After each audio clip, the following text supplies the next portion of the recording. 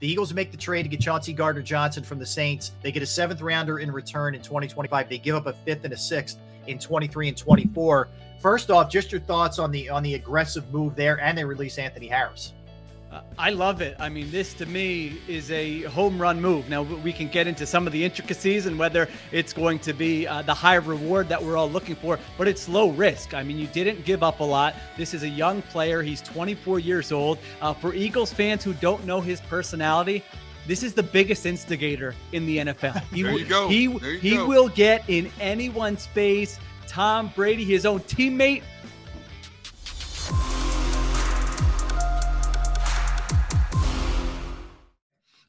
Thrilled to welcome our next guest. He does an amazing job and has for a very long time covering the NFL and the Eagles. He has now taken his talents to the ringer, and you can check him out with his, not only his writing, but his podcasting as well. You can follow him on Twitter at Sheil Kapadia. Sheil, what's up, my man? Congratulations on the new gig.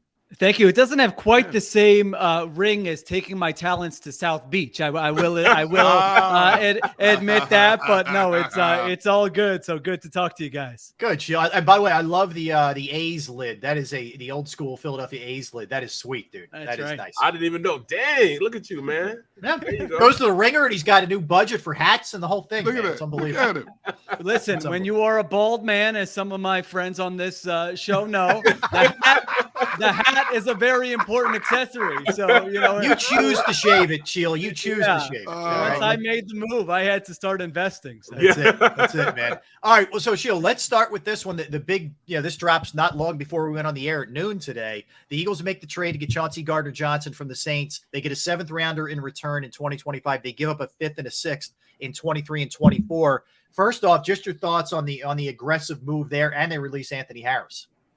I love it. I mean, this to me is a home run move. Now, we can get into some of the intricacies and whether it's going to be the high reward that we're all looking for, but it's low risk. I mean, you didn't give up a lot. This is a young player. He's 24 years old. For Eagles fans who don't know his personality, this is the biggest instigator in the NFL. He will get in anyone's face. Tom Brady, his own teammate, Michael Thomas, during a practice last year or the year before. And so he likes to mix it up. But what was funny was when I watched the Saints last year, I always thought, you know what, Malcolm Jenkins, it's a good thing they have Malcolm Jenkins because he sort of kept them in line a little bit. We're saying, hey, don't go overboard. And so now someone on the Eagles, I think, is probably going to have to assume that role, but just a high energy, intense instigator, versatile, young. And so we all know they needed help in the secondary, and to just give up what they gave up, to me, is just a no-brainer. Hey, Sheil, would you agree with me that there is no GM in the NFL that's had a better offseason than Howie Roseman? Yeah, I've been critical of Howie Roseman in the past. I won't lie. If you look at previous off seasons and me doing interviews, there are times where I'm going, I don't know about this. I don't know about this. And I think those, always trying to be fair. But I was just thinking about it before I came on. I think this is the best offseason Howie Roseman's ever had. I really do. I look at what they've done to go from where they were at the end of the Carson Wentz era to where they are now, just 2 seasons later. And to me, it comes down to the under 27 talent or whatever age you want to put on there. But that young talent was really lacking on this football team. And now all of a sudden it's across the roster. So yeah, I think he has had a phenomenal offseason. Yep. We talked about it earlier about how things have shifted away from, all right, Jalen Hurts. And, we now see that the organization, are really behind Jalen Hurts. Now, you look at Jonathan Gannon. I think he has the most pressure. Do you think that now Gannon has more pressure than Hurts as far as where this team goes? Well, they're both up there.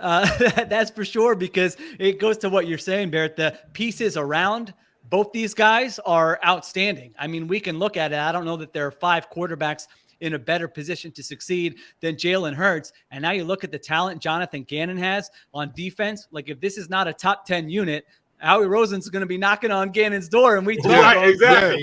Dude, what is going on here? I got you this, I got you this, I got you this, and we're still playing these soft zone coverages and giving up 70% completions. This isn't why I made all these moves. So yeah, I think the pressure's on him. I didn't like how this defense played last year. I didn't like the personality of this defense. Just, all of us have seen the Eagles defenses of the past, and the number one thing is put pressure on the quarterback, put that quarterback under duress. And that wasn't even part of the equation last year with how they schemed defensively. So yeah, I think certainly internally, externally, however you want to look at it, absolutely pressure on Jonathan Gannon. Hey, Sheil, I'm telling these guys and I'm telling everybody, and I'm going to have this copyrighted. I'm going to get a shirt. No. Get on the GAN wagon. No. GAN See, wagon. I was just about to ask him, what is your comfort level? Give me your comfort level with the Jonathan Gannon. I'm not listening to Rob right now. Come on, Gunner. No, you can give away my seat on that, Rob. For now. I'm not, maybe if we're talking week 11, week 12, and I'm going to leave it open for you, Sheil. Yeah, you can join later. You can save it for me. I'm not going to be early. I'm not going to be the first one on there. I'll tell you that much. I'll be the conductor. I just didn't like how they played last year. Listen, there is this, I did a training camp tour, and there's kind of this philosophical debate among defensive coaches in the NFL right now. There is a group that includes Jonathan Gannon that says, we are going to prevent explosive plays at all costs. That's how you get beat in the NFL. You give up big plays. If we need to play our, 2 safeties, 25 yards off the line of scrimmage, we'll do that. We're not going to get beat by explosive plays. That seemed to be what he believed last year. That's how this defense played. There are other, I don't know if they're all old school coaches. It's some new school guys too who are saying, get that out of here. That's not how you play defense in the NFL. You attack. You put the quarterback under pressure. You get into opponent's face. We don't want to give up explosive plays, but we're not going to do it at all costs. And so I want to see what kind of balance Jonathan Gannon can find this year, because man, if they are just playing zone coverage and giving up these easy completions, and again, opponents completed 70% of their passes against the Eagles last year. That's the worst mark in the NFL. And I know that doesn't tell you everything you need to know about defense, but that's not how I want to watch defense. So I need to see some adjustments. I need to see some guys put in better positions to succeed. I need to see some more flexibility. I need to see some more aggressiveness. And if I see all of that and it's week 12 and this defense looks a lot different than last year, then hey, I'll, save me a little coffee. I'll be on the, what'd you call it? The Gand wagon. I don't even know what it was. Yeah, I'll be on. I'll make a special stop for Sheil. We can make that happen. Well, looking at that then, did they do enough this camp and in the preseason to get them ready for the opening of the season? Yeah, it's so hard to tell. Their scheme-wise, just like what did they show? They're working on their base stuff, your base cup, maybe a blitz here and there. But I always feel like you can't really tell. I think we'll know like the first month of the season. Are they a different unit? Does it look different? Are they trying different things? Man, I hope we're not having a discussion on here after week 2. Hey, why was Hassan Reddick dropping into coverage on that 3rd and 7 there that they gave up? There's stuff like that makes me a little nervous, where I say Hassan Reddick, a player like that is a good measure of the coaching, because early in his career, he was a disappointment, and it was saying, wow, they're moving him all around. They don't know how to use him. And then they kind of found a role for him in Arizona and then in Carolina, and he was a double-digit sack guy. So like Reddick, to me, that'll just be the sign of whether Gannon's doing a good job. If we're saying, hey, Reddick's up there, 8, 9 sacks, 10 sacks, whatever, he's having a good season, he's what they thought they were getting, it's probably going to be a sign that Gannon's doing a good job. If we're going, how are they paying Hassan Reddick this money and he's not doing anything for him? then we're going to be here, and I'm going to be just going off on a rant like I just did about how they're using their players. Yeah, the GAN wagon will have a flat if that's the case. That could be an issue. Sheil, let's go to the other side. Hard to really complain from a personnel standpoint, but you can make a case there's a little bit of a concern with running back with Sanders' health and his sort of health history here, and they're a little bit smaller. Is that an area that you say, you know what, look, you can't have everything, or how do you view the running back spot for the Eagles? Yeah, I mean, I would have liked to see them maybe draft someone on day 3, kind of just take another flyer, get some more high upside guys in there in camp to see if anyone pops. I don't think you need to, spend a lot of money on a running back. And I do think with Jalen Hurts back there in the scheme, I mean, it really does help the running backs, as the defenses have to worry about, is he going to keep it? Is this an option run? And so I would have liked to see them do a little bit more, but if Sanders can get relatively healthy, with Boston Scott, with Gainwell, I think it'll probably, they were like a top 5 rushing team last year with those guys. And so I feel like it's not going to be a huge concern. I like the fact that we're having a conversation about these guys being good as opposed to where we had 2 years later and especially the year after they only won 4.5 games or 4 games and they tied one. The conversation is going in the right direction, but do you think they're overconfident going to the season? Do you see any overconfidence in them and how they're approaching this season? Well, as someone who grew up here and has watched this team for a long time, anytime the expectations are high, I know what the fans, the viewers here are thinking. You got that knot in your stomach that, all right, how's it going to go wrong? We don't need a September Super Bowl. We've had plenty of September Super Bowls. That's right. Anytime it feels like you almost want to go into week one not feeling great, and that's just not the case this year. I mean, all these national publications, they'll come out with their predictions and stuff in the next couple weeks, and I'm telling you, Eagles are going to be a trendy team. I don't know if they're, people are going to be bold enough to pick them to go to the Super Bowl. I think you'll see a lot of people, maybe the majority of people, picking them to win the division and at least making a playoff run in the NFC. So I don't know how that plays out internally. Honestly, it seems like a pretty well-grounded group. Just the practices I was at, the coaches are still getting after the players. So 9-8, getting your butts kicked in the wild card round. If you're complacent,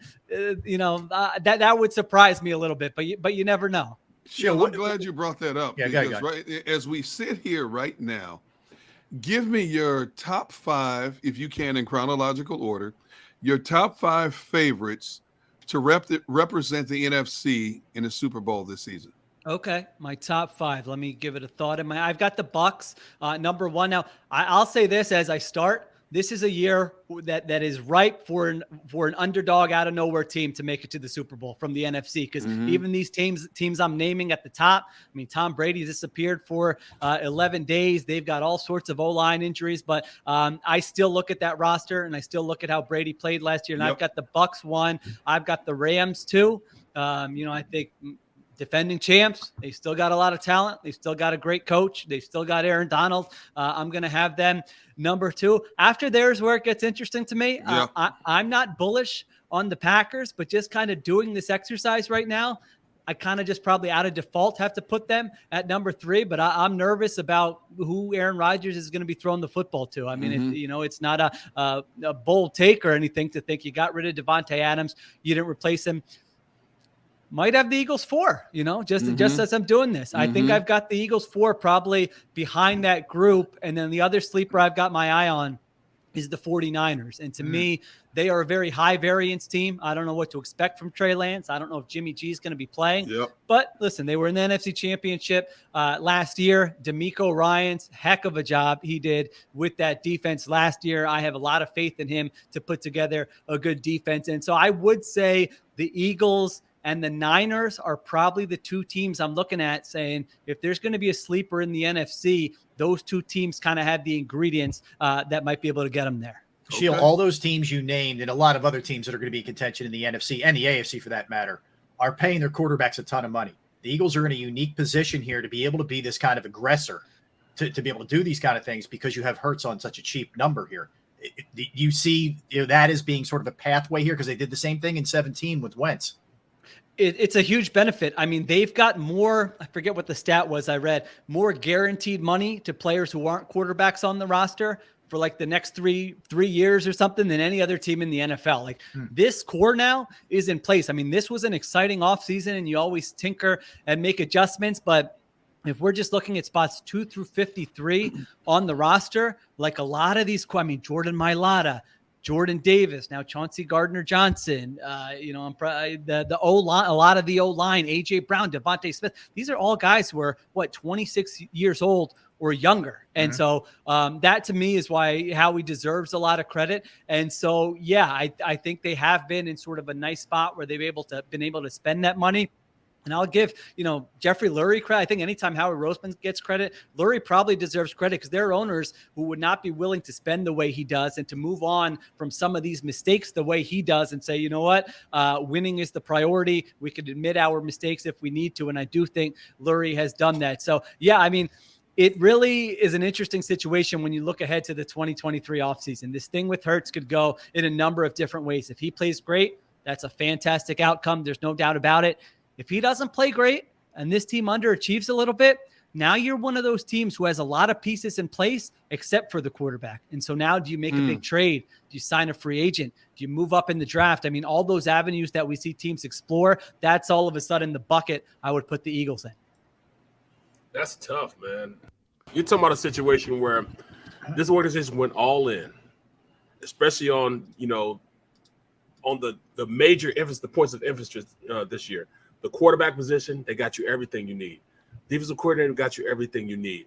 But then when you look at, the players that they have in crucial positions that aren't doing anything right now, like the running game, it's just hard for me to get on board with what's going on when you have Gainwell and Boston Scott, the only guys that have given me production this, this preseason, this camp. I haven't seen enough from Miles Sanders, man. So it's hard for me to just dive all the way into this offense until we get him. Do you think they make a major trade going for that position going into the season? I think they could we'll see who gets kind of released here today. That's an area where sometimes somebody gets released who you're not expecting, and you're able to add a running back there at a low cost. When did I can't remember when they signed LeGarrette Blount, right? The Super Bowl year, they traded for Jay Ajayi. That was kind of their method. They said, all right, let's wait, and then make a move here. So yeah, that wouldn't shock me. And even, maybe the Ajayi thing is a good thing to look at, because that was something where they go into the season not knowing what kind of team they had. I thought internally they felt like that was probably like a 9-7 team in the Super Bowl year. And all of a sudden the trade deadline comes around and you're going, we're Super Bowl contenders. We can make a move. So that, that could be similar. You get off to a hot start and all of a sudden it's week 5 or 6 and you say, we like our team, but we really have a shot at it this year. Let's go out and let's add some juice to the backfield to complement what we have with Jalen Hurts. So I think patience is probably, if we're talking in November, maybe that backfield looks a little bit different than it looks like right now. And Sheil, with that said, when you talk about possibly bringing in another proven back,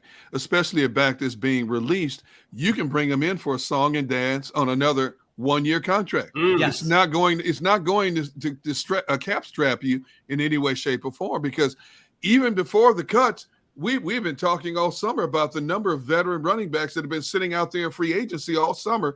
And now that list just widened tremendously. So you can pick your poison in terms of what style of back you're looking for, how big of a back you need. Is he a third down back? Is he a short yardage back? I mean, the sky's the limit now in terms of what you can get at a bargain basement price.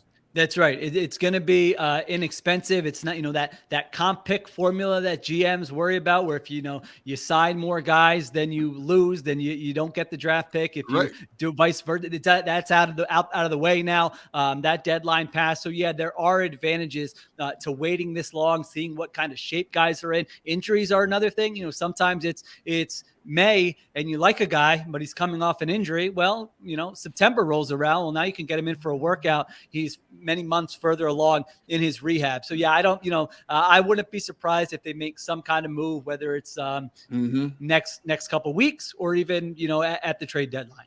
Sheil, where do you fall in the offseason approach here, where it's been, limited in terms of seeing the starters? They run a shorter practice, but a more efficient one during the time when they're actually doing it. But, there are a lot of people, and it's not just old school coaches, who had their starters out there as, Sunday and Saturday, et cetera, this past weekend. Where do you fall on it?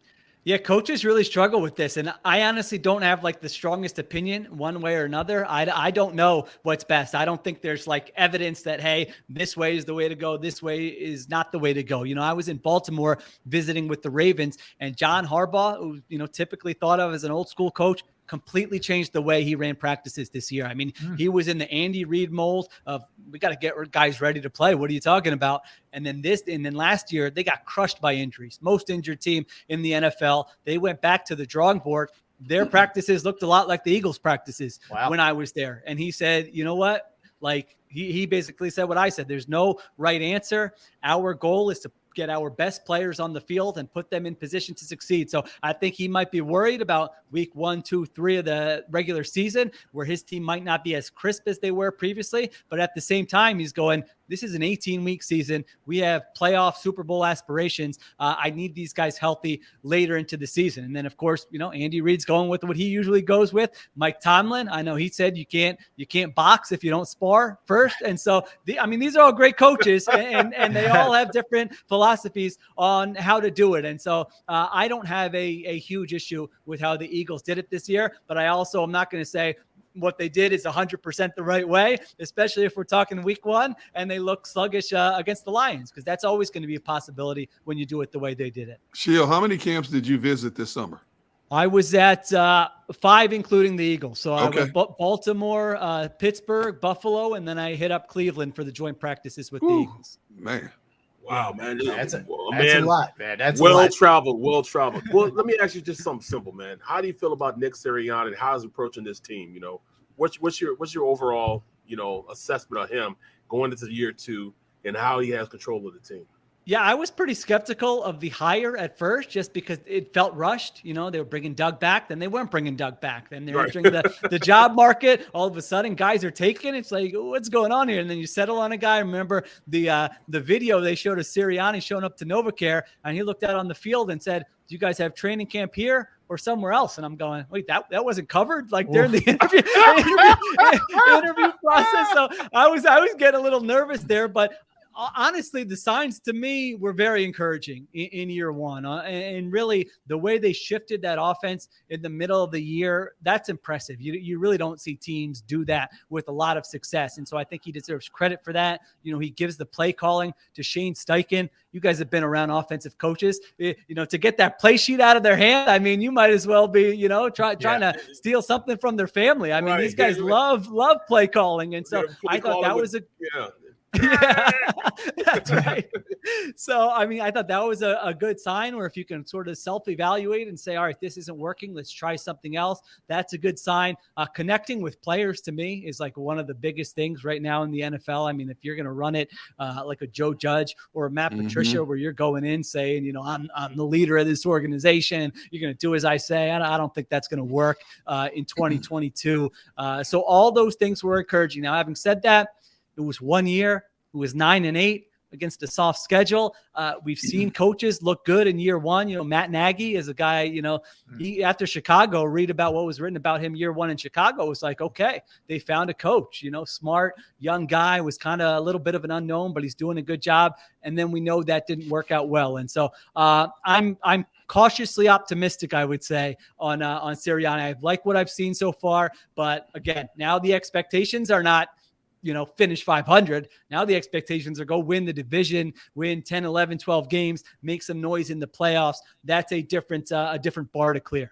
Sheil, I know you keep a close eye on the entire league. Give us a couple teams that you feel may kind of fall off a little bit. Teams with some expectations who you're not real sold are going to have the kind of year that maybe people anticipate. Are there any teams in particular that stick out to you like that? Yeah, I think the Packers are going to come down a little bit. As I mentioned, I don't think they're going to be a disaster. I think they're going to be a playoff team. I just don't think they're going to be a 13-win team like they've been previously. The Cowboys, I know Eagles fans will love to hear this one, but a little louder, please. Yeah, that's all right. This is, if you just look at off seasons, Eagles and the Cowboys, two ends of the spectrum here. They trade Amari Cooper and do nothing to replace him in the moves they did make. It's a rookie. It's somebody who's already injured in James Washington. And so Dak Prescott's not going to be surrounded by the same kinds of guys like Jalen Hurts is. Tyron Smith, the left tackle, one of the best in the NFL, he goes down. He's out for the season. If you look at their defense last year, a lot of it was turnover based, which creating turnovers is great. Don't get me wrong. It's also not something you can kind of count on year in and year out to the way they did it. They were just creating pick sixes and scoring defensively every week. And so now you got Mike McCarthy and Sean Payton's shadow looming over the practice facility down there in Dallas. And so I still am a Dak Prescott guy. I think he's a really good quarterback. I just don't like the pieces around him. And so I've got the Cowboys making the playoffs, but I think it's going to be a bumpy sort of up and down season for Dallas. Interesting. I like to hear that. Yes. I don't think any Eagles fans are upset over hearing that one. That's for sure. Sheil, so tell us about your new role now with the Ringer and where everybody can catch what you're doing and all your work and everything else. Yeah, I'm going to be doing a little less writing, a little more podcasting. So you can, I tweet everything out at Sheil Kapadia. The link's in my profile where everything I write or say will be at that link or on Instagram. As everybody, you got to be a shameless self-promoter with this stuff now. And post those links everywhere. Knock on the neighbors' doors. Hey, I got a new podcast up. You got to do whatever you can. It's a crowded marketplace. But no, if you follow me on Twitter at Sheil Kapadia, anything I do will be on there. Sheil, appreciate, man. We're looking forward to everything you got coming up, and thanks for hanging out with us, and we look forward to talking to you soon. Thanks, man. Always love talking to you, bro. Thanks for having me, guys. Appreciate it. All right, you got it. So